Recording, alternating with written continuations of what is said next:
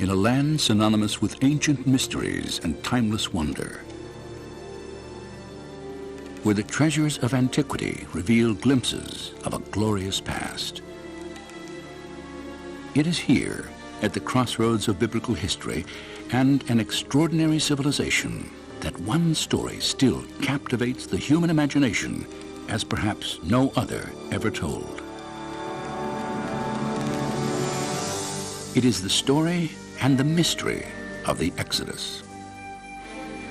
The Exodus story is very important for a number of reasons.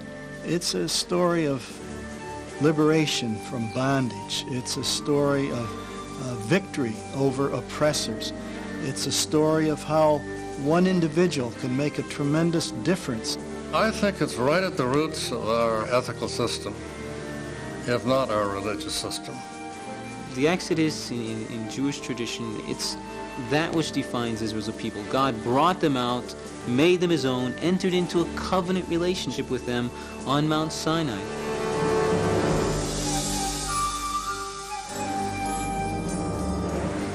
The Exodus story has endured for more than 3,000 years, and the power of its message and imagery is undeniable.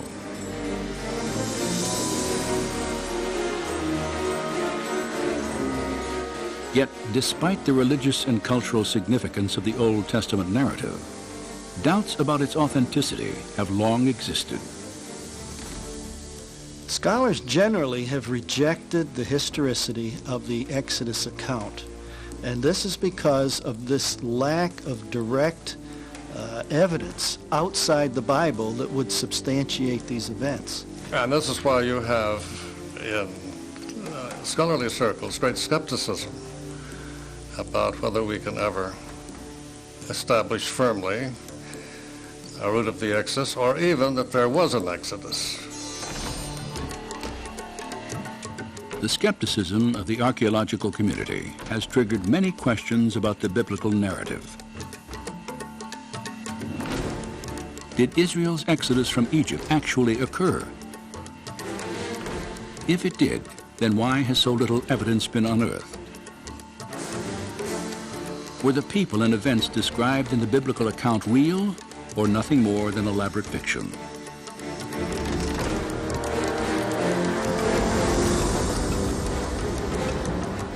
During the next hour, we will travel from the Nile Delta to the depths of the Red Sea to investigate these questions in the light of new evidence and discovery.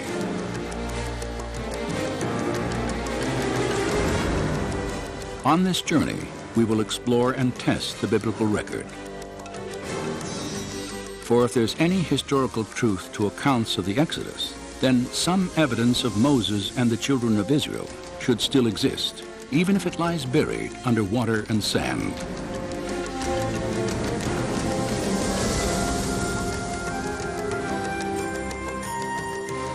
Join us now as we probe ancient mysteries to examine the Exodus story against the testimony of science, history, and archaeology.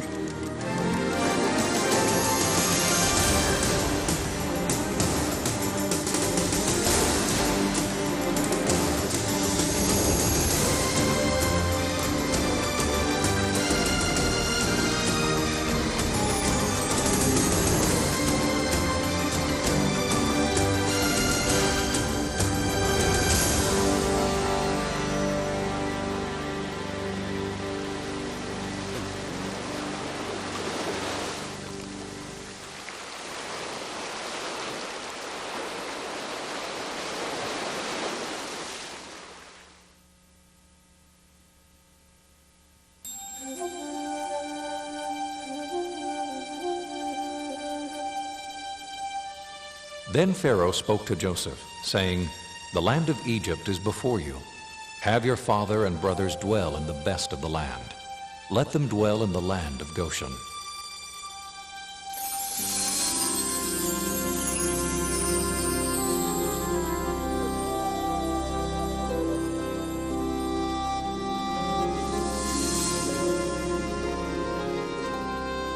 Any attempt to weigh the historical validity of the Exodus must begin here, in the Nile Delta, the biblical land of Goshen.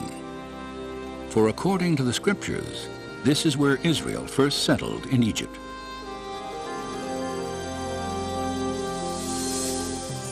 Nearly 4,000 years ago, the Hebrew patriarch Joseph, then a prisoner in Egypt, is said to have interpreted Pharaoh's dream foretelling 7 years of abundant harvest, followed by 7 years of devastating famine. After delivering this prophecy, Joseph was commissioned to oversee the harvest and storage of grain throughout the land. And when famine struck, news of Egypt's abundance spread quickly to its neighbors. There is, again, plenty of extra-biblical as well as biblical evidence of constant moving back and forth between Palestine and Egypt, particularly in times of famine. When famine ravaged Canaan, fear of starvation led Joseph's father, his 11 brothers and their wives and children, to leave their homeland and make the 200-mile journey southwest into Goshen. And as Egypt prospered under Joseph's leadership, a grateful Pharaoh offered his family permanent sanctuary in the richest area of the empire. The biblical record dates these events at early in the 19th century BC. But have archaeologists ever confirmed that a significant Canaanite population once inhabited northeastern Egypt during this time? Over the past 4 decades, extensive investigation has established the presence of ancient Israel in the Nile Delta. In 1966, just outside the small town of Cantir, an Austrian research team headed by Dr. Manfred Bietek made the first of a remarkable series of discoveries. Ruins at an excavation site called Tel El Daba are remains of what is now believed to be the earliest Israelite settlement in Egypt. Studies of pottery fragments and construction techniques have verified that primitive mud walls here were once part of an unfortified village built by Canaanite farmers in the middle of the 19th century BC. Manfred Bietek's work has provided us with the only tangible evidence for the presence of Israelites in Egypt. The earliest Asiatic occupation at Tel El Daba is in Area F, stratum D2. And this is a very interesting level because the people living there were pastoralists, living a very simple lifestyle. They had very small structures that they lived in, evidence for keeping animals in pens and so on. This dates to the time of Jacob, of Joseph. It's at the right place. It's an Asiatic culture. Obviously, these people were not local Egyptians. They had migrated into this area from the land of Canaan. And so this could very well be evidence for the Israelites in Egypt. While excavating in these cornfields, Manfred Bietek's team made another intriguing find. In a plot of land, later identified as Area F, they uncovered the ruins of a village. In this small village there in stratum D2, dating to the time of Joseph, all the remains are Asiatic in nature. The material culture there is Asiatic, nothing is Egyptian. A map of the excavation site confirms its distinctly Israelite origins. And there was one house in particular which was larger than the other houses. And it was laid out in kind of a horseshoe fashion around a central courtyard. And then around this rather large structure were smaller structures. And this perhaps may be the very first house built using this design. Archaeologists immediately recognized that the design of this horseshoe-shaped dwelling was identical to structures built in Israel centuries later. It was a prototype of Hebrew architecture constructed near the time Joseph was believed to have lived in Egypt.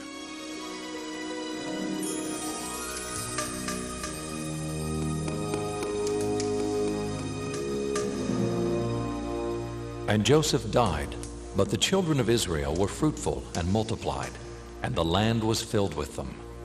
Then there arose a new king over Egypt, who did not know Joseph. And he said, "Look, the people of the children of Israel are more and mightier than we. Come, let us deal with them, lest they join our enemies and fight against us."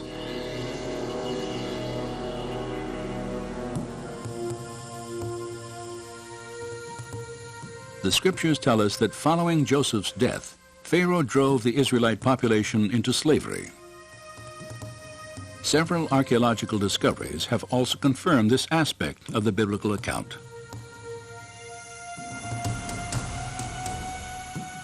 Excavations throughout the Nile Delta have unearthed walls of mud brick resembling those the Bible states were once molded by the hands of Israelite slaves.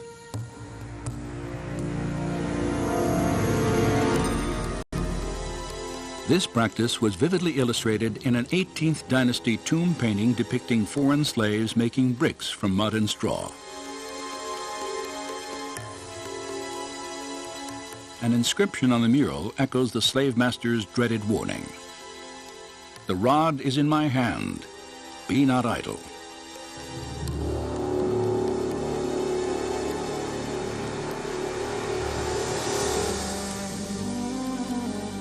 Another mural, carved in a tomb wall during the 15th century BC, shows Canaanite slaves working in the vineyards of Goshen. And fragments of the Brooklyn Papyrus, dating back more than 3,700 years, report the transfer of domestic slaves from one Egyptian owner to another. Each slave was listed by name. More than half the names noted were characteristically Hebrew.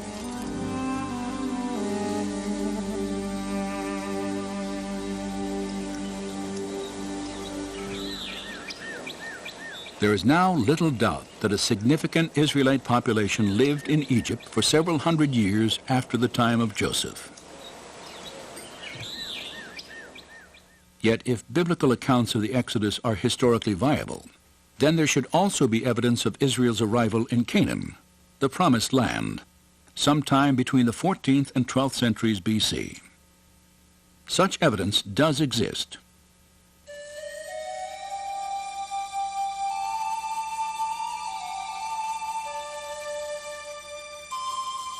More than 3,200 years ago, the pharaoh Merneptah ventured out of Egypt on a military campaign through the land of Canaan.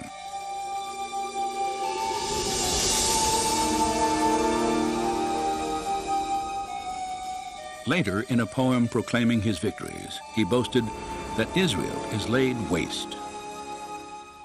This inscription dates from about 1210 BC and establishes that the Israelites had arrived and settled in Canaan well before Merneptah's conquest at the end of the 13th century.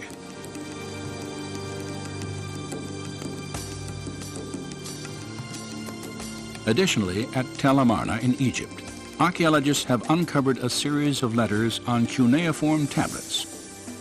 Many were authored by Canaanite rulers early in the 14th century BC. These letters contain desperate pleas to the Egyptian pharaoh Akhenaten for military assistance to defend Canaan from nomadic invaders. One of them warns that if Pharaoh does not act, all Canaan will be lost. The invaders were identified by the name Apiru. And this is kind of a generic term for stateless individuals, people who weren't connected with any particular urban center. And so the Israelites undoubtedly would have been referred to as either Apiru or Asiatics by the Egyptians. I do think that the term Apiru is the origin of the term Hebrew. If the name Apiru referred to the Hebrew people, then the Tel Amarna inscriptions provide strong evidence for the presence of Israel in Canaan. They also suggest Israel may have entered the country earlier than scholars had previously thought, at the beginning of the 14th century BC. Recent excavations of the Canaanite city of Hatzor could also support a 14th century Israelite invasion. Evidence has been uncovered that the city was destroyed at least twice during the period described in the biblical books of Joshua and Judges. Scattered among the remains of a large palace were Egyptian and Canaanite idols, their heads and hands intentionally chiseled off. Archaeologist Amnon Ben-Tor has concluded by process of elimination that the invading Israelites must have ravaged Hatzor, for neither the Egyptians nor the indigenous Canaanites would have purposely destroyed their own gods. So we should expect to find evidence in Canaan for the conquest. And when we examine some of the places that are named in the book of Joshua, we do indeed find archaeological evidence to back up the biblical account. If archaeological evidence shows that Israel appeared in the Promised Land between 1400 and 1200 BC, and if it also documents a Hebrew population in the Nile Delta for centuries before these dates, then one conclusion follows. The Israelites must have migrated from Egypt into Canaan, and an exodus actually occurred.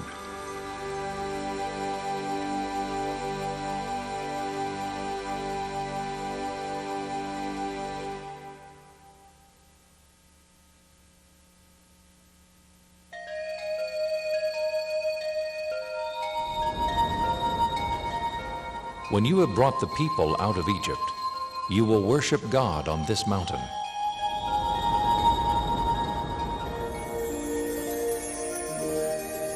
If an exodus took place, then a new question arises. What path did the children of Israel follow in their flight from Egypt?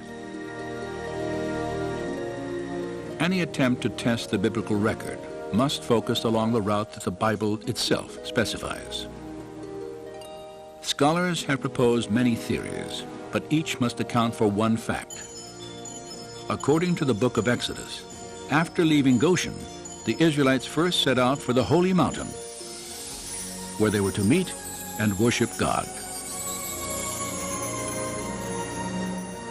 Moses and his people traveled to a mountain known in the scriptures by two names, Horeb and Mount Sinai. Controversy has long surrounded its actual location. If you read the literature on the identification of Mount Sinai, you'll probably find 15 or 20 mountains which have been named by scholars, with scholarly arguments as to why this rather than that is Mount Sinai. It's a chaos of critical conflict. Of the many sites proposed for the mountain, the most well-known stands in the southern tip of the Sinai Peninsula.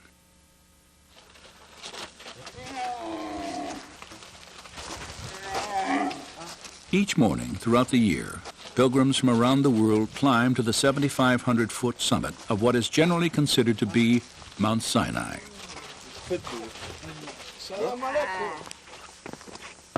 Few who walk these well-worn steps realize exactly how this mountain was first identified as the place where the Israelites encountered God. In the 3rd century CE, you have the rise of the Christian monastic movement, Christian ascetics going off in the desert to get alone with God, following very consciously the patterns of Moses and Elijah. And some of the Christian ascetics in Egypt moved into the Sinai Peninsula. That was their new area for the desert, the new area in which they would seek God, get alone with God. No civilization there, hardly any cities or villages except along the coast. And for them, they had engaged in an exodus from Egypt. They came out of Egypt, lived in the Sinai Peninsula, and this was their holy land. They read the biblical text with an allegorical approach. They see symbols and images of things everywhere. And then you looked around, the large mountains there, Jebel Musa and some other, and it looks a lot like what probably Mount Sinai might have looked like. So already, probably by 350, it seems that some of these monks developed a tradition of identifying Jebel Musa, Jebel Katrina, one of these other mountains in the Sinai Peninsula with the mountain on which Moses himself had actually ascended. By early in the 4th century AD, Christian pilgrimages to this mountain had become commonplace. And today, a chapel and a monastery stand at the base of this traditional site of Mount Sinai. Since 1956, archaeological teams have searched for evidence that Moses and the Israelites once camped here for nearly a year after their flight from Egypt. Well, the Department of Antiquities brought together bands of archaeologists, both Israeli and non-Israeli, to try to do the most comprehensive survey imaginable, because they knew that Sinai was going back to Egypt. So there was intense surface exploration, and when we go to Sinai, we can't find anything. It is tabula rasa so far as the period of Moses is concerned. It was empty. When it was under Israeli control, they found nothing really which would suggest Israelite interest in that area. Out of over 8,000 inscriptions from the southern half of the Sinai Peninsula, only a handful are Hebrew or Aramaic, hardly any. And so the tradition of identifying one of the mountains in the Sinai Peninsula with the Mountain of Moses was a Christian invention, purely a Christian invention, without any Jewish precedence whatsoever. No Jews were ever interested in the Sinai Peninsula with any respect, anyway, to Moses. Does the lack of Hebrew tradition and archaeological evidence discredit the biblical record, as many skeptics have argued? Or does it indicate that Mount Sinai stands somewhere other than the Sinai Peninsula? On this second question, the Bible appears to speak quite clearly.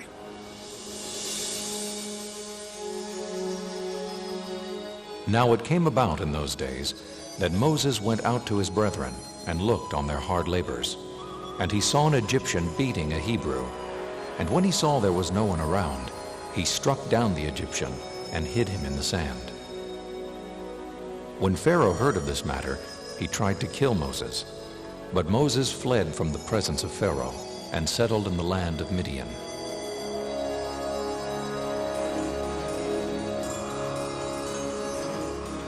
The scriptures indicate that 40 years before the Exodus, Moses fled from Pharaoh by traveling east to Midian, an ancient territory located entirely in what is now Saudi Arabia. If Moses were fleeing from incarceration in Egypt for murdering an Egyptian, then this would be an ideal place to find refuge. It is outside of the control and influence of Egypt. Moses' decision to hide in Midian may have been influenced by the presence of the Egyptian military in the Sinai Peninsula.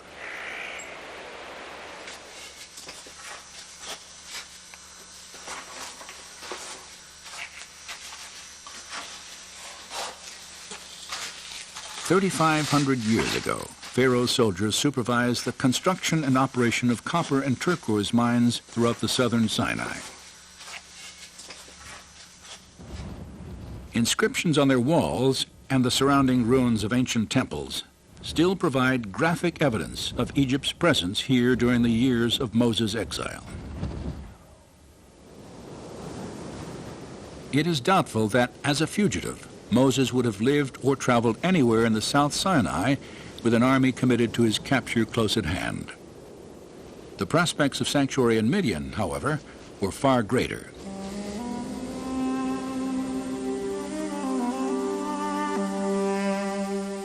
Separated by the Red Sea from the Egyptian army in the Sinai Peninsula, Moses married a Midianite woman, tended the flocks of his father-in-law Jethro, and lived in obscurity for 40 years, until the day he wandered to the base of Mount Sinai.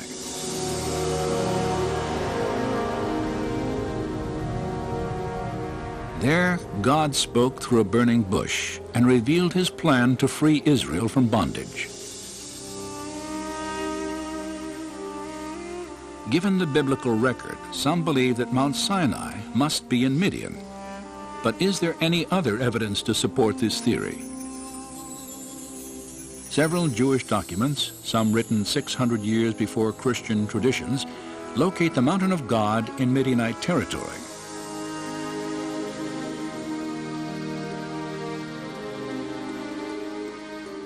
In 250 BC, a council of 70 scholars translated the Hebrew Bible into Greek for the first time.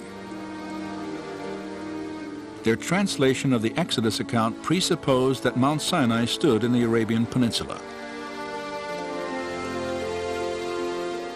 3 centuries later, the Jewish philosopher Philo placed the mountain east of the Sinai Peninsula and south of Palestine. At the same time, the Apostle Paul, who was educated under the Rabbi Gamaliel, also located Mount Sinai in Arabia. So Paul and Philo, when they use the word Arabia, they're not thinking of the Sinai Peninsula. Once again, I think that point needs to be emphasized very clearly. The terminology, Arabia, in the first century, Greek geographers usually have in mind the Arabian Peninsula. That's how that term is used. Perhaps the most specific description of Mount Sinai's location can be traced to the first century historian Josephus, who wrote, "It was the highest of mountains, near the city of Madian." Shortly after this account, Madian was identified in the Arabian Peninsula by the Greek geographer Ptolemy. And 1900 years later, archaeologists excavated this city that, according to ancient records, had once stood near Mount Sinai. The ruins of Madian lie just outside the modern-day town of Al-Bad, near Saudi Arabia's northwest coast. Josephus and other texts seem to be fairly clear in Jewish tradition in locating Mount Sinai somewhere in the region around the city of Madian. So the notion that Mount Sinai is not in the Sinai Peninsula is something that many scholars have argued for years. And the notion that Sinai should be placed in northwest Arabia specifically, I would say probably in continental scholarship, in other words, German and French scholars, it might even be safe to say it's the dominant idea. I think there's an increasing opinion that Mount Sinai is to be found in northwestern Arabia. If there is historical evidence to support the location of Mount Sinai in Arabia, is there any specific mountain in this region that fits the biblical description? 15 miles east of the Saudi Arabian town of El-Bad, such a mountain may well stand. It is called Jebel Alaz. I have been always interested in archaeological finds that could confirm the truth of the Bible. I felt then I want to come in here to Saudi Arabia and see it for myself. I want to be able to say, I have seen this place. In 1996, Vivica Pontien entered Saudi Arabia on a work permit. During the following year, she made several trips to Jebel Alaz. It was very difficult to find the mountain. I think I had been there for 7 months before I came to the mountain the first time. We went around looking for it in the desert. I did 5 long day trips at 5 different occasions, just looking and looking for this place. Throughout her search, Pontien encountered a strong local tradition that Moses had once lived in Arabia. It seems to be a tradition among the locals there that this mountain range is called Jebel Musa. They call it that, and many places have the name of Moses, like there are wells near there that they call Ajin Musa or Bir Musa, which means the well of Moses. When Pontien finally reached Jebel Alaz, her attention was drawn to specific features of the mountain that resembled the biblical description. Most prominent was a jagged peak, more than 8,000 feet in elevation, and blackened as if scorched by fire. And at its base, an enormous pile of boulders, at least 15 feet high and 60 feet across. The flattened top of this structure had the appearance of being man-made, and etched into its rock faces were petroglyphs of bovine creatures, cattle and bulls.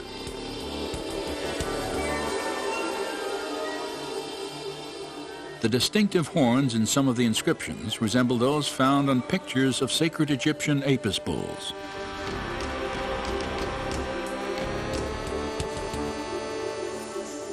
Could these stones be the remains of an Israelite altar, once built at the base of a holy mountain? Conclusive investigation is not possible at this time, for Saudi law severely limits all foreign research. And they have put up archaeological signs that tells this is an archaeological area and you're not supposed to trespass here. So it's evident that the Arabs themselves consider this to be some old sites of archaeological interest. Satellite photos of the area have revealed another geographical feature that parallels the biblical account: a sprawling plain of more than 10,000 acres. Flat, surrounded by mountains, and adjacent to the dried bed of an ancient river, it could have provided an ideal place for the Israelite encampment 3,500 years ago. Just west of the mountain stands another possible link to the Exodus account: a towering rock 60 feet high. It is split from top to bottom, and evidence of water erosion is etched into its base.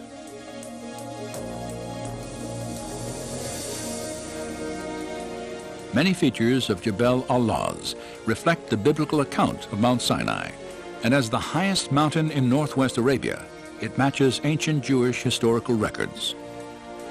Based on the textual evidence, Jebel al-Lawz is as good a guess as any. It might even be the best guess. It's definitely better than anything in the Sinai Peninsula, and probably better than any other guess we have. It'd be nice to have some excavation, and that's really a desideratum. We need excavation. We need somebody who's a competent, trained archaeologist to go in, record the material carefully, submit it for dispute and debate among other scholars, because there's too many gaps in our knowledge. The intriguing similarities between Jebel al-Lawz and the biblical record may indeed stimulate new investigation here. Yet whether or not future excavations confirm this site as the actual mountain of God, a considerable body of documentary evidence indicates that Mount Sinai is located somewhere in northwestern Arabia.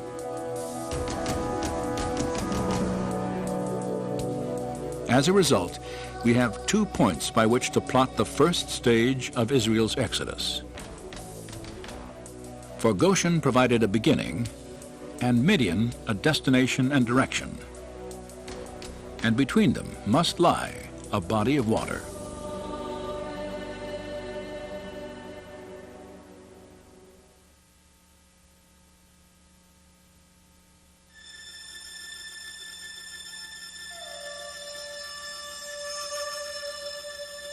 As for you, lift up your staff and stretch out your hand over the sea and divide it, and go through the midst of the sea on dry land.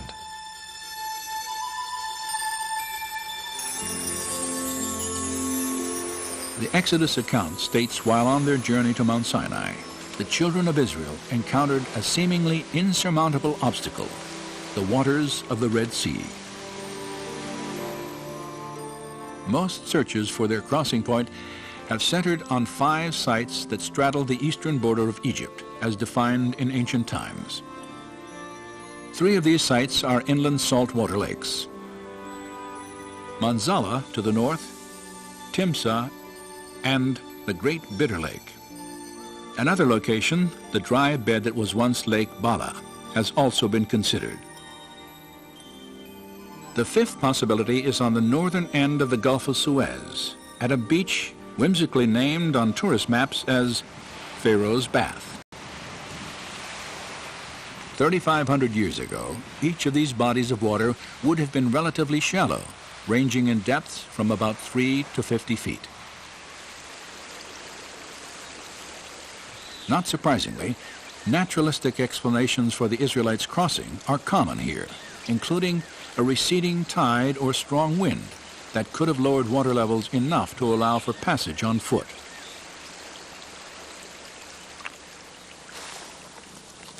However, no direct evidence has ever emerged at any of these traditional sites to confirm the Exodus narrative. Nor does their geography resemble biblical descriptions of the beach where Pharaoh's army confronted Moses and his people.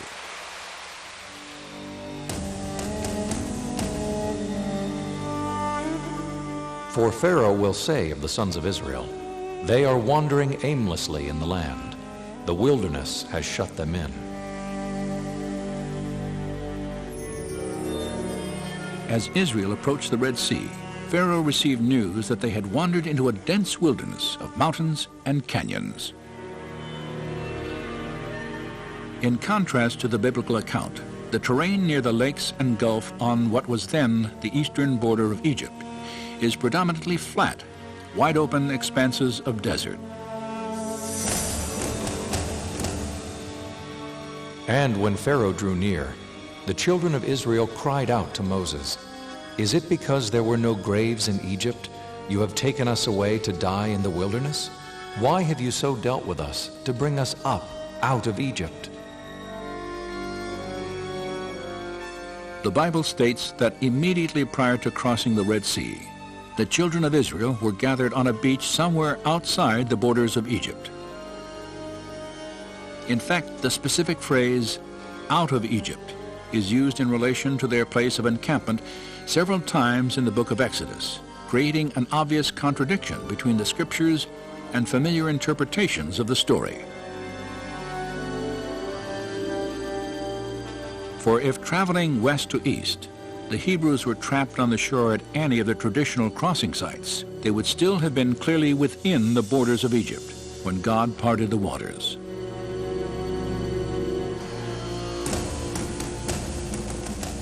Was it not you who dried up the sea, the waters of the great deep, who made a road in the depths of the sea?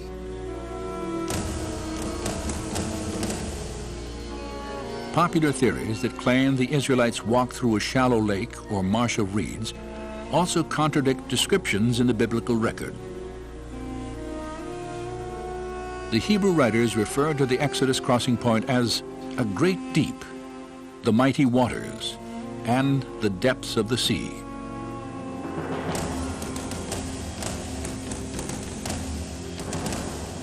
And the Egyptians pursued and went after them into the midst of the sea.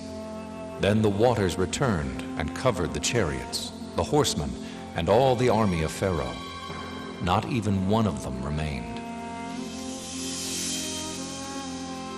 In the 1st century, the historian Josephus numbered the Egyptian army at 250,000 men. Skeptics have long questioned how every soldier and horse in an army of that magnitude would have drowned in a shallow lake they could have easily traveled around. No direct evidence of a crossing anywhere along the eastern border of ancient Egypt has ever been discovered. As a result, accounts of the Exodus are often dismissed as fiction or legend. However, this absence of evidence could again indicate that archaeologists have been looking in the wrong places. For if the biblical descriptions are accurate, then the Red Sea of Moses and the Israelites may be located somewhere other than the lakes and gulf that separate Egypt from the Sinai Peninsula.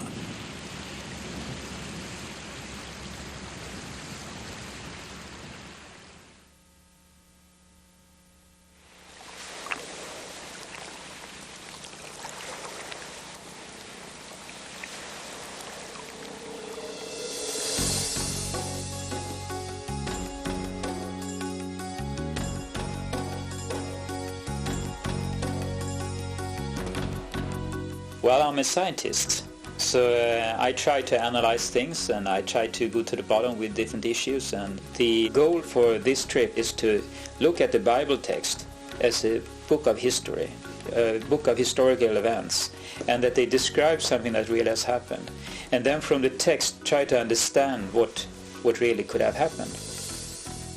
In the spring of 2000, Dr. Leonard Muller took part in an expedition through Egypt and the Sinai Peninsula.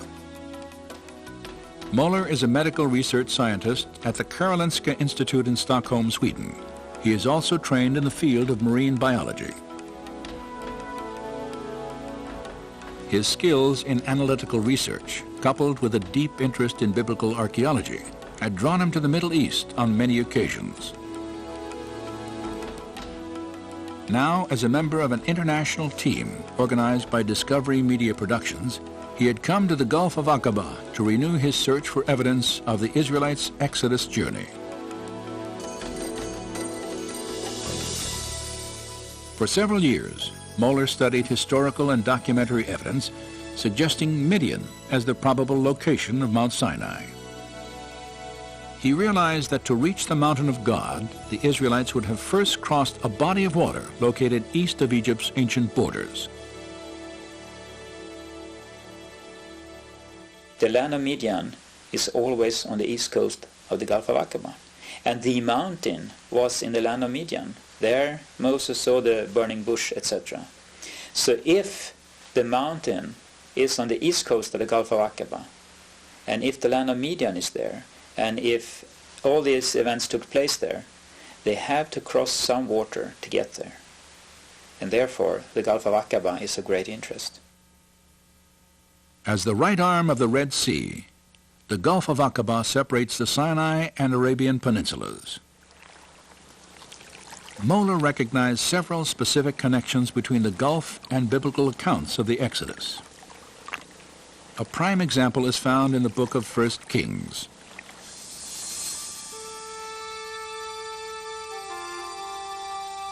In approximately 950 BC, King Solomon is said to have built his navy at Ezion-Geber, near Elath, an ancient city on the northern coast of the Gulf of Aqaba.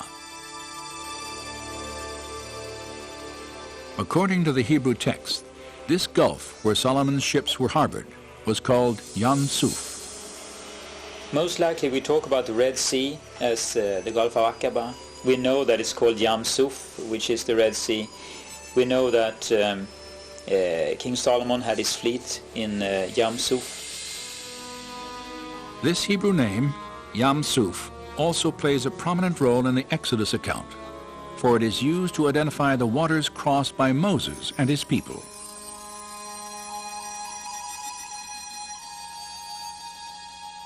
The geography of the Gulf of Aqaba also resembles biblical descriptions of the Yam Suf God once parted for Israel. Aqaba is extremely deep, plunging more than a mile in some spots. It is adjacent to a dense wilderness of rugged mountains. And it is located clearly outside the borders of Egypt, as recognized during the time of Moses. These similarities to the scriptures have led Leonard Möller and others to theorize that the Gulf of Aqaba is the Red Sea of the Exodus story. And if they are correct, then two distinct possibilities for a crossing point exist. The first is located on the bottom of the Sinai Peninsula, at the Straits of Tiran. This channel, 5 miles across, is one of the most popular recreation areas on Earth, as spectacular reefs and marine life attract divers from throughout the world. But the topography of the seafloor here would have made an Israelite crossing highly unlikely. For less than a mile offshore, a subterranean canyon plunges nearly 1,000 feet at a grade so steep, passage on foot across jagged coral beds would have been virtually impossible, even if the waters were miraculously removed.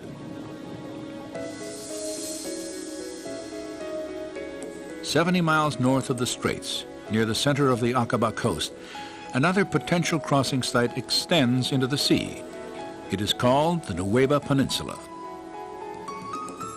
It sort of breaks out from the mountain ranges. I mean, there's nothing south of it and nothing north of it, you know. If you follow the shores, suddenly this peninsula just breaks out from the mountain range into a large plains.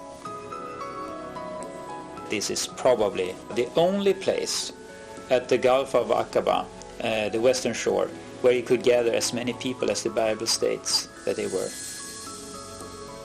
Satellite photographs of the Nueva Peninsula clearly reveal its distinctive geography. This triangular-shaped beach would be the focus of a remarkable search for evidence of the Israelites' journey.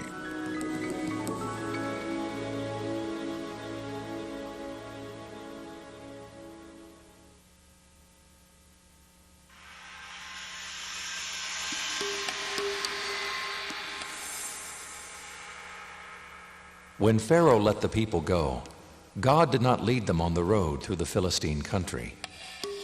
For he said, if they face war, they might change their minds and return to Egypt. So God led the people around by the desert road toward the Red Sea.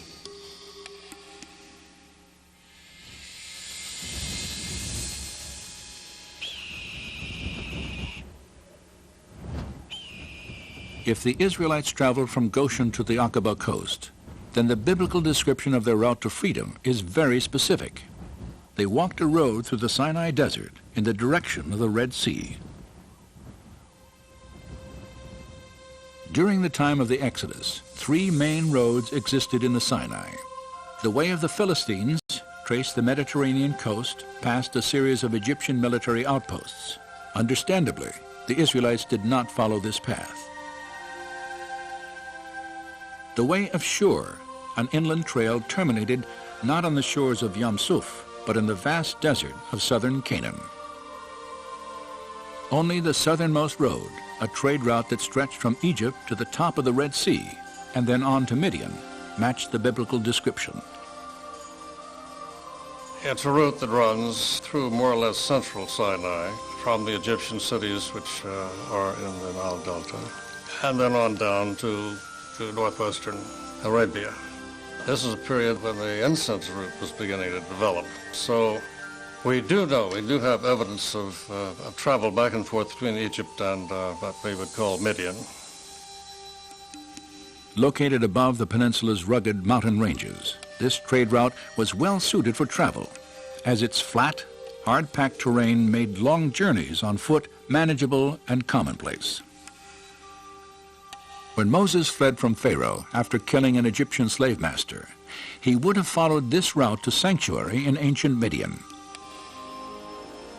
Then, 40 years later, he led his people out of Egypt over this same desert road again.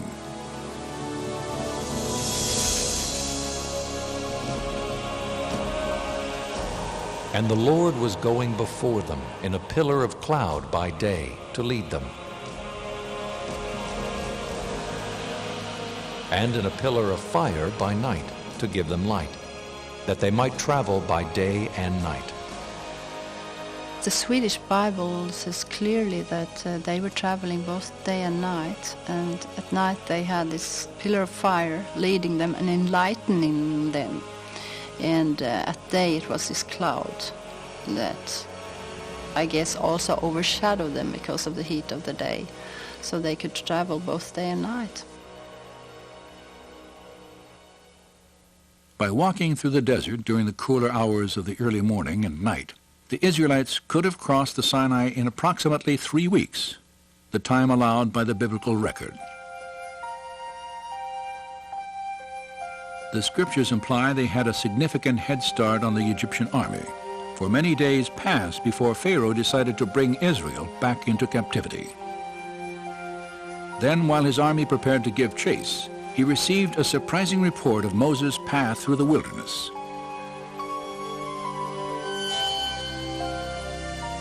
Now the Lord spoke to Moses, saying, "Tell the sons of Israel to turn back and camp before Pi-hahiroth, between Migdol and the sea. For Pharaoh will say, they are wandering aimlessly in the land. The wilderness has shut them in."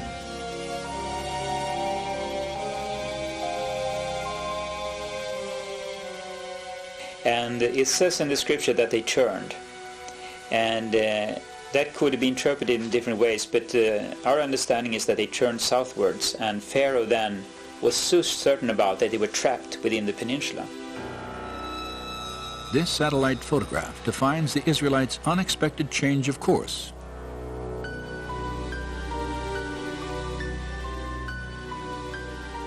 they had entered a winding maze of dry riverbeds that branched off the southern trade road in a twisting path to the coast. And within this canyon, called Wadi Watir, Moses and his people were hemmed in between walls of rock 2,000 feet high.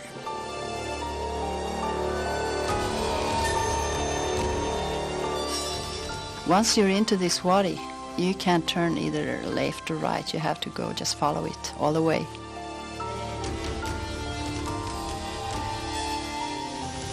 You have huge mountains on each side, so you can't get anywhere else except follow this valley.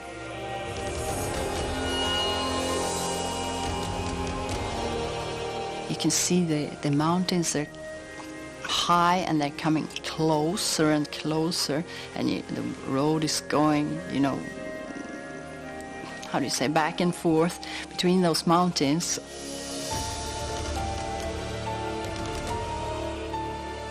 After walking 18 miles through the wadi, the Israelites caught their first glimpse of the mouth of the canyon and an even greater obstacle that now stood before them.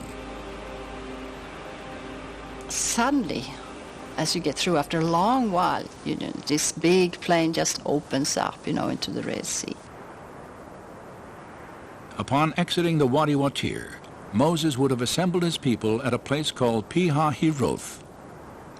Though its location remains controversial, the meaning of this Hebrew name may point to the site of the Israelites' encampment. For the word Pi-hahiroth translates mouth of the gorges, a perfect description of this beach formed by sand and rock washed through the canyon by seasonal rainfall. From here, according to the scriptures, Moses and his people could travel no farther.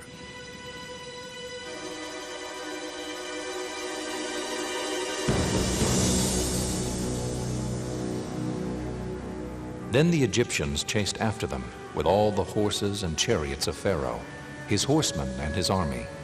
And they overtook them camping by the sea, beside Pi-hahiroth.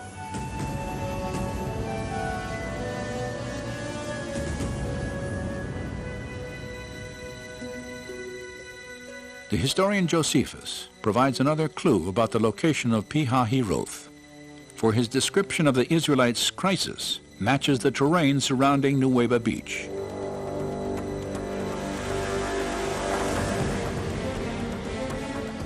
Now, when the Egyptians had overtaken the Hebrews, they also seized on the passages by which they imagined the Hebrews might fly, shutting them up between inaccessible precipices and the sea.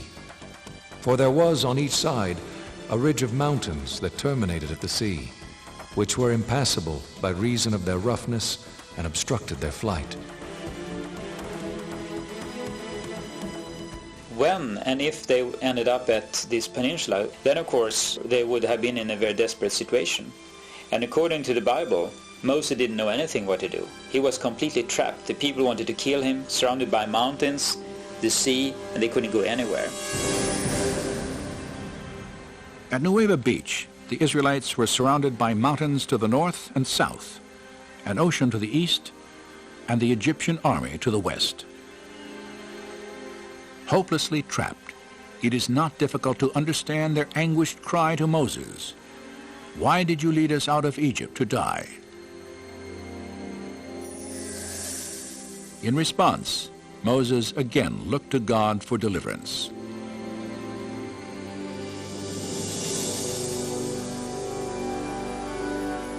Then Moses stretched out his hand over the sea, and the Lord swept back the sea, and turned the sea into dry land, so the waters were divided.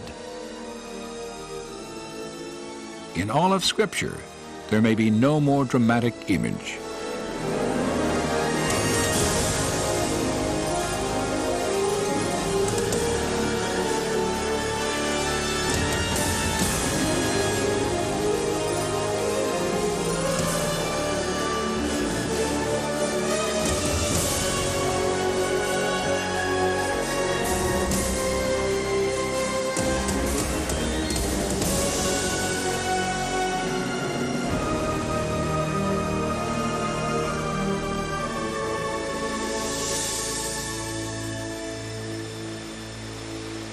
the biblical account of an ocean divided, Israel's passage to safety, and the destruction of Pharaoh's army defy naturalistic explanation. But if these events did occur, then physical evidence could still lie off the shore of the Nueva Peninsula. For more than 20 years, divers and explorers from 3 continents, each intrigued by clues linking the Gulf of Aqaba and the biblical Yam Suf, have come to Nueva Beach seeking possible evidence of an Israelite crossing.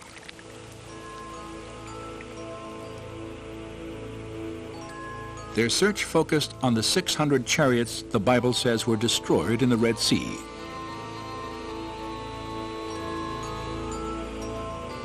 Inscriptions thousands of years old, and the few chariots recovered from ancient tombs reveal much about the construction of these legendary vehicles of war.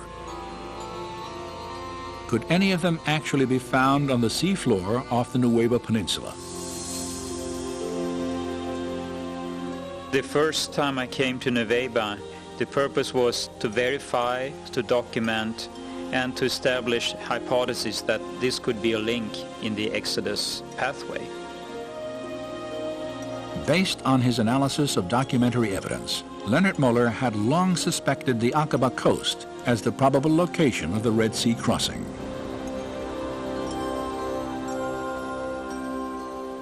In 1997, he heard reports from other divers who claimed to have found unusual coral structures, some resembling the shapes of chariot wheels. Muller decided to investigate these claims for himself.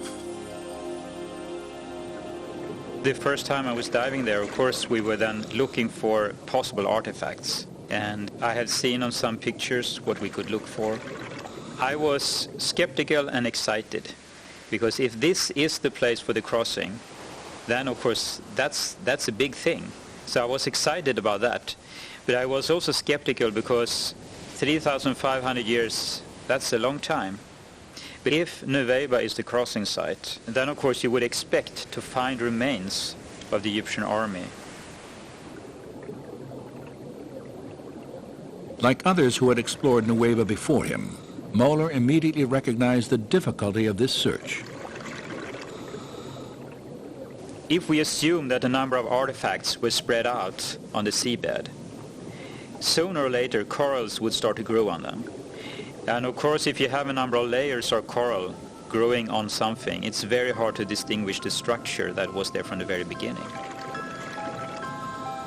Though the coral complicates any search here, it may have been instrumental in preserving the shapes of ancient artifacts. For coral is a living organism that will not begin to grow on a foundation of sand or silt. Instead, it must first attach itself to a solid object, where it will sometimes conform to the shape of its host. So for instance, if it would grow on a wooden artifact, the wood would normally disappear in the seawaters after a time. But if you have corals growing on the wooden artifact, the coral could have the shape of the wooden artifact. And then the corals would consume the wooden material over periods of time, but still keep the shape of the wooden artifacts. During the course of his explorations, Muller observed that the pattern of coral growth at Nueva differed from other parts of the Gulf.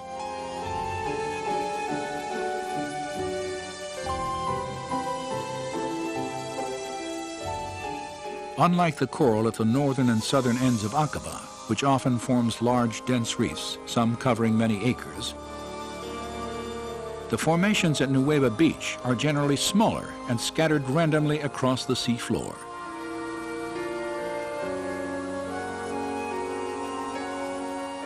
Divers familiar with the area have compared the distribution of coral here to a junkyard and the aftermath of a disaster. This description is fitting, and among the strange formations in these waters, many display features indicative of human engineering.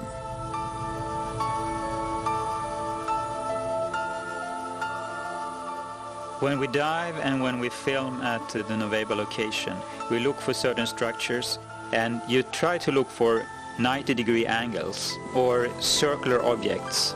wheel-like structures. So that is what you scan for, so to speak, when you dive.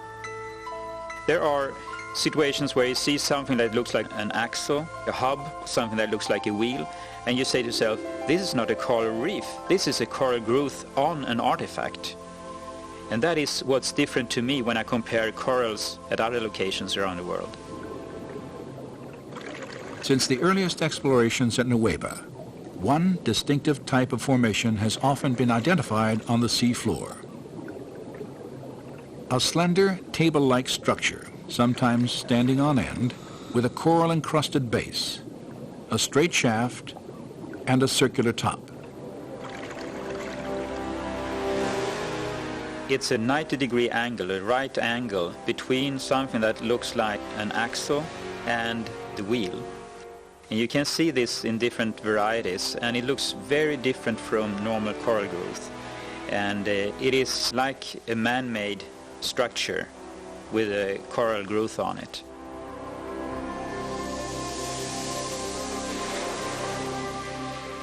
While most of the possible artifacts found off the coast of Nueva are covered with coral, one significant discovery was not. There is one find at the Nueva location that is of great interest, and that is the gilded wheel. It is a wooden basic structure of the wheel, and it's covered with gold, or electrum. It's a mixture of silver and gold, and corals have not been able to grow on it. It's been very well preserved. Although it's very fragile, it seems like the wooden content has been dissolved. So I mean, you could break it if you would try to remove it. After its discovery, the fragile wheel-shaped veneer was photographed, then left in place on the sea floor. Later analysis revealed that its dimensions and design resembled four-spoke chariot wheels painted on an 18th dynasty tomb wall near the biblical date of the Exodus.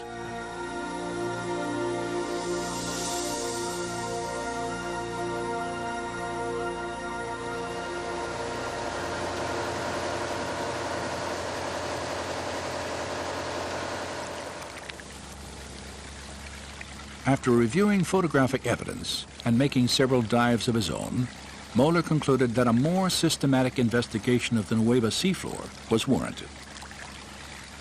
He realized that the limited diving time afforded by scuba equipment would never allow an extensive search of the area. A higher level of technology was necessary, and in the spring of 2000, the Discovery Media team lowered a robotic camera into these waters for the first time.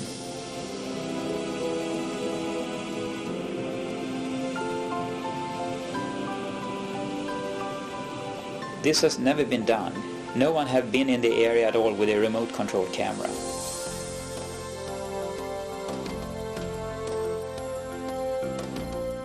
Controlled from the ship, the camera was maneuvered across the seafloor, transmitting video images for study and evaluation.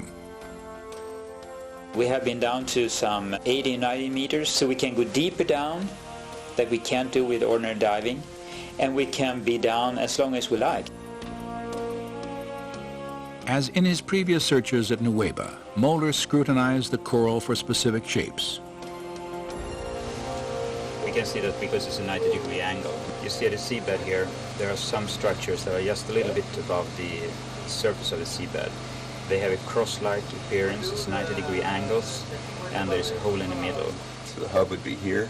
Possibly a hub there, yeah. And the wheel would be a circle around. This would be the rim of the wheel here? Yeah. Okay. So this could be a spoke here, possibly? Yeah, possibly a spoke? Yeah. What would the diameter of that rim be? Yeah, it's a good question, but we would expect it to be about 1 meter, about 3 feet wide. Okay. In diameter.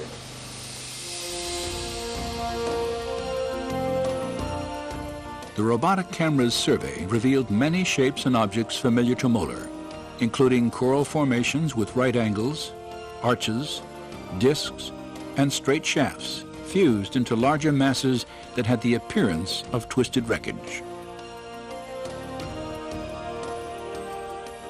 Now, when we have been able to go back and forth with the remote control camera, we can repeatedly see that these strange structures we are looking for are there. Not at one place, but you see them again and again and again.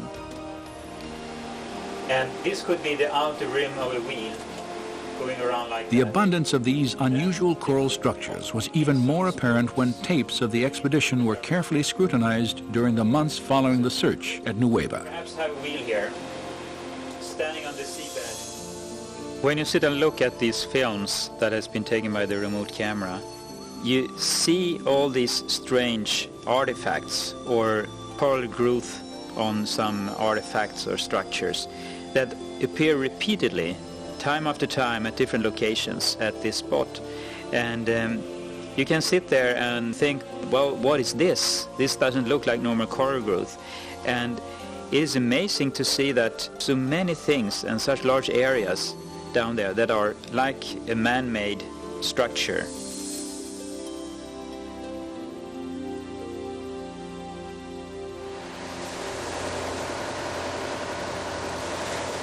While the robotic camera logged hours of video documentation, Viveka Pontien and other divers on a second research vessel used metal detectors to evaluate specific structures on the sea floor.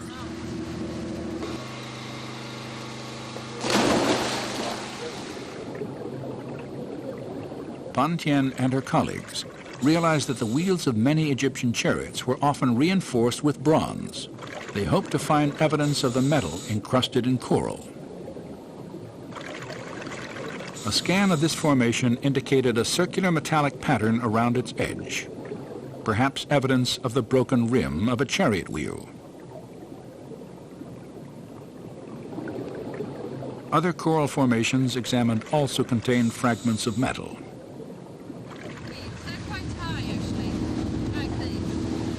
Viveka Pontien's interest in this research was heightened by a discovery she had made 3 years earlier, 8 miles due east of the Nueva Peninsula.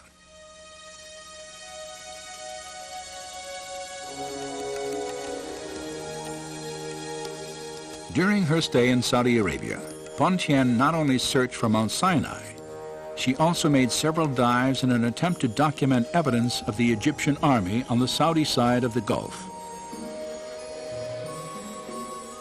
And the Bible tells that Israel saw the Egyptians lying dead on the shore after they came across. So I figured there must be some stuff on the Saudi side. At one spot there is like a very shallow sort of land tongue going out in a straight angle towards Nueva. You could tell it by the shift of the color of the water. You could see how it was turquoise far out, you know. So I thought this would be interesting for exploration, so we did some dives near to that.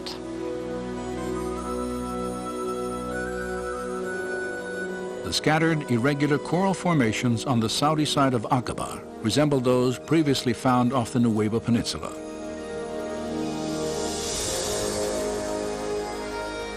In the midst of them, Pontien photographed this circular object attached to what appears to have been a broken axle or hub. This discovery was significant for 2 reasons. Pontien had documented the coral-encrusted form of a wheel with dimensions similar to ancient Egyptian artifacts directly across from the proposed Nueva crossing site. Her find also provided independent confirmation of earlier evidence establishing wheel-like formations on both coasts of the Red Sea in accordance with descriptions in the biblical record. And the Lord looked down on the Egyptian army, and he made the wheels of their chariots come off.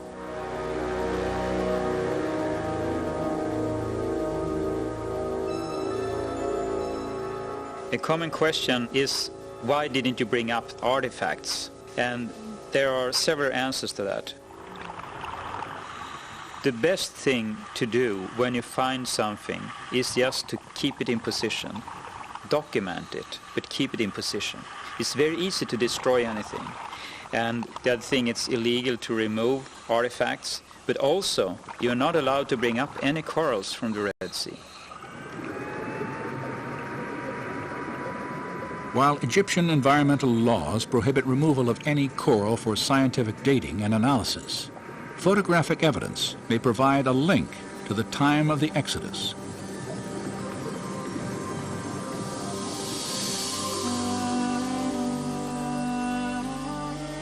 Scholars have recognized that the design of the chariot wheel can be used to identify specific periods in Egyptian history. In the waters of Aqaba, it appears that remnants of 4- and 6-spoke wheels have been discovered. These designs were used simultaneously only during Egypt's 18th dynasty and no later than about 1400 BC, a time frame that coincides closely to the biblical date of the Exodus.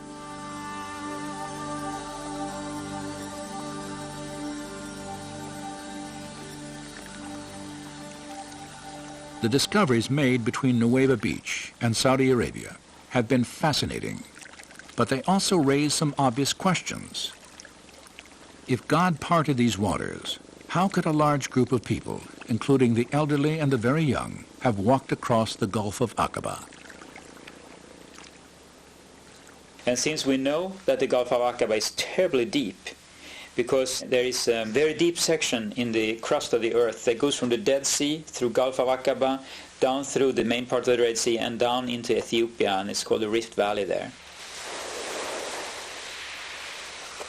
The imposing terrain of the Great Rift Valley is evident in the towering mountains that line the Aqaba coast. They drop straight down into the sea, creating an underwater canyon more than a mile deep, a seemingly impassable divide, even if devoid of water.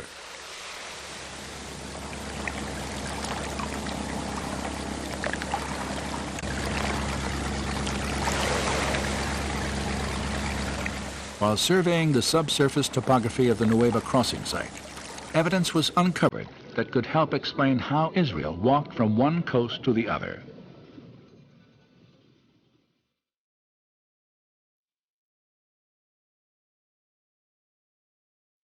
At its steepest points, the Gulf of Aqaba plunges more than 5,500 feet. Yet the ocean floor off the coast of Nueva Beach rises up several thousand feet from this trench, creating a wide, flattened ridge that the Israelites could have crossed once the Red Sea was divided.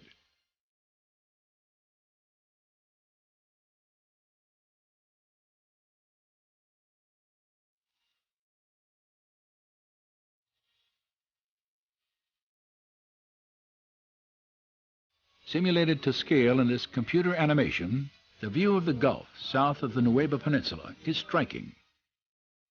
A chasm, deeper than the Grand Canyon, extends more than 50 miles. Its steep shorelines stand in sharp contrast to the shallow grade of the gently sloping ridge that extends from Nueva Beach to Saudi Arabia. It is a ridge that resembles what the Old Testament prophet Isaiah once called a pathway through the mighty waters. The robotic camera was used to evaluate the physical characteristics of this undersea ridge for the first time. It's just flat, extremely flat, and very wide. There are no corals, there are no pieces of rock, and we followed that far out in the Gulf of Aqaba. It got deeper and deeper, but it was very flat all the time.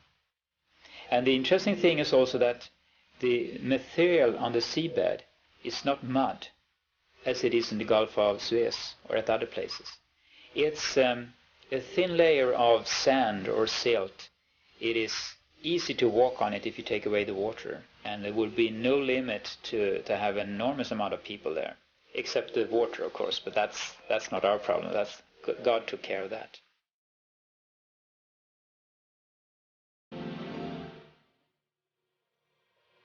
Thus says the Lord, who makes a way through the sea and a path through the mighty waters. Come and see the works of God. He turned the sea into dry land, and they passed through on foot.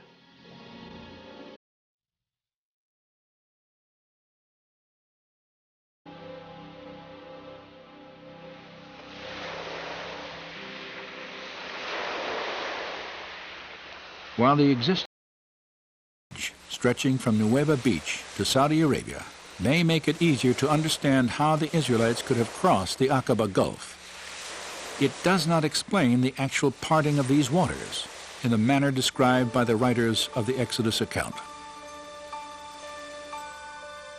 My understanding at Nueva is that if the water was removed so they could cross there, it is nothing that we could explain from a scientific point of view, period. Well, if you look at the Red Sea crossing as it's described in the Bible, what you clearly see there is this situation where a wind has come up and has dried out the land for them to cross.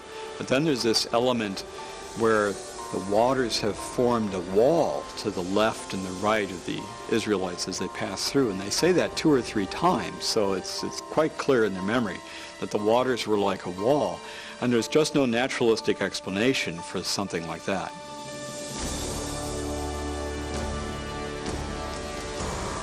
For those who accept the idea that God could have divided the Red Sea by performing a miracle, the lack of naturalistic explanation poses no difficulty.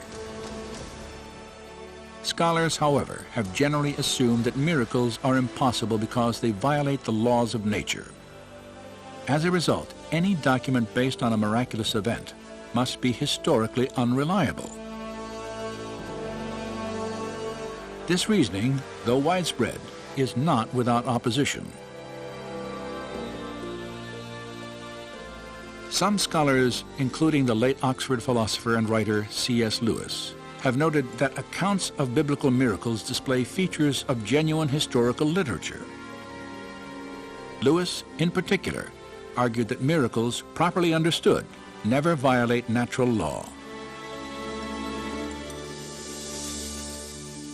It is inaccurate to define a miracle as something that breaks the laws of nature. It doesn't. Laws of nature tell what will happen, provided there's no interference. A miracle is an interference with nature by a supernatural power. Miraculous elements in a biblical narrative do not, therefore, preclude its historicity. C.S. Lewis believed that miracles are acts of God, and therefore entirely possible if there is a God to take action. If you assume that God doesn't exist, then miracles are impossible, of course. But if God does exist, then there's the possibility that miracles could have occurred. So when we're looking at the events in the Bible like this, we have to be objective when we come to the evidence. We have to look at the data and say, is it really clear enough that a miracle might have really occurred here? If we objectively look at the evidence then, and it really seems to lead in the direction of something miraculous, then we need to be open to that. After more than a century of research, where does the body of available evidence for the Exodus now lead?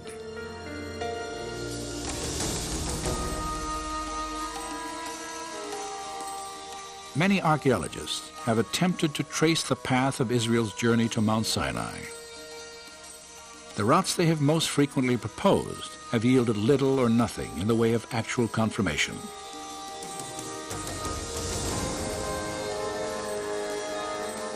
Yet today, another theory for the Israelites' path, far different from traditional ideas, may provide a trail of direct evidence for both a miracle and the historical validity of the Exodus account.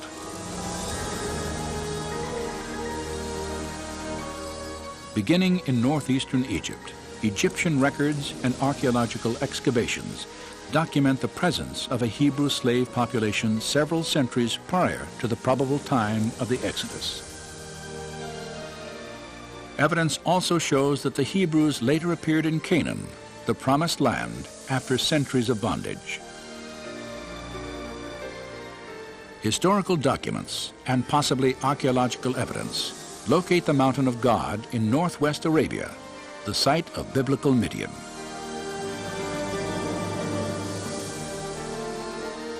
And a trade route leading to Midian, intersected by a system of riverbeds terminating at the Aqaba coast, matches biblical and historical descriptions of the Israelites' path to the Red Sea.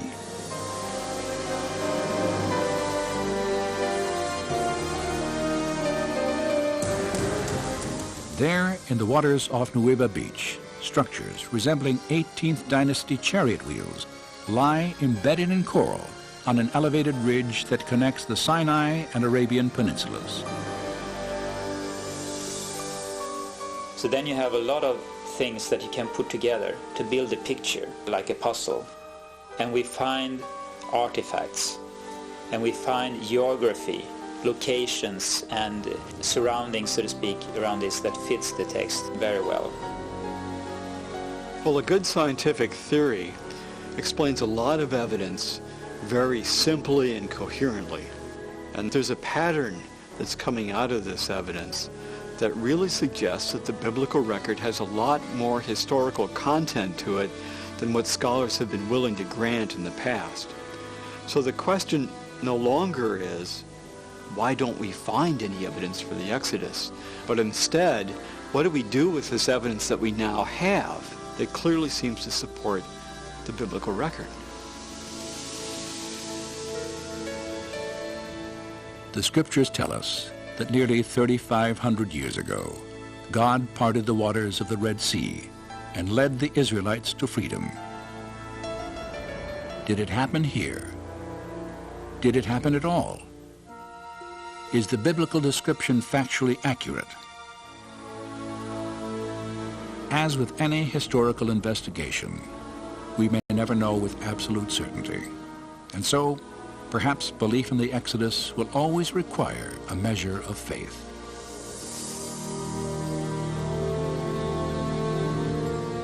But facts and faith need not conflict, as recent discoveries suggest.